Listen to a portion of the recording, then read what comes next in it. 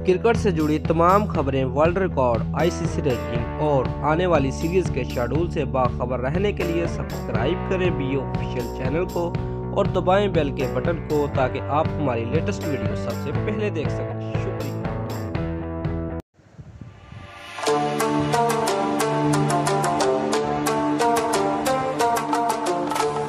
Viewers, ICC world cup 2019 से चंद हफ्ते पहले भारत के अहम तरीन बल्लेबाज रोहित शर्मा जख्मी हो गए हैं। उनकी इंजरी ऐसे वक्त में सामने आई है जब बीसीसीआई वर्ल्ड कप के लिए भारतीय स्क्वाड के ऐलान के लिए आखिरी मराहल में दाखिल हो चुका है।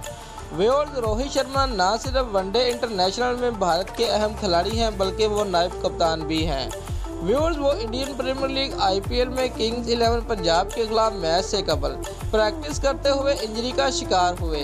ताहम उसकी नोयत से मुतल्लक अभी मालूम नहीं हो सका है। अलबत्ता वर्ल्ड कप के लिए स्क्वाड में शमूलियत पर सवालिया निशान जरूर लग गया है। व्यूअर्स, भारतीय मीडिया के मुताबिक रोहित शर्मा प्रैक्टिस सेशन के दौरान हैमस्ट्रिंग इंजरी का शिकार हुए और शदीद तकलीफ में मुब्तला दिखाई दिए, जिस पर मुंबई इंडियंस के फिजियोथेरेपिस्ट फौरन ग्राउंड में पहुंचे और फिर रोहित शर्मा को मैदान से बाहर ले जाते हुए दिखाया गया।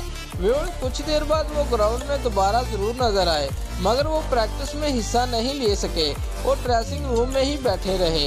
व्यूअर्स, भारतीय मीडिया के मुताबिक रोहित शर्मा की वर्ल्ड कप के लिए भारतीय टीम में शमूलियत के इम्कानात मद्दूम हो गए हैं। दोस्तों, अगर आपको हमारी ये वीडियो पसंद आई है तो लाइक और कमेंट लाजमी करें और हमारे चैनल को सब्सक्राइब करना मत भूलिए। ऐसी ही अपडेट हम आपके लिए लेकर आते रहेंगे। शुक्रिया।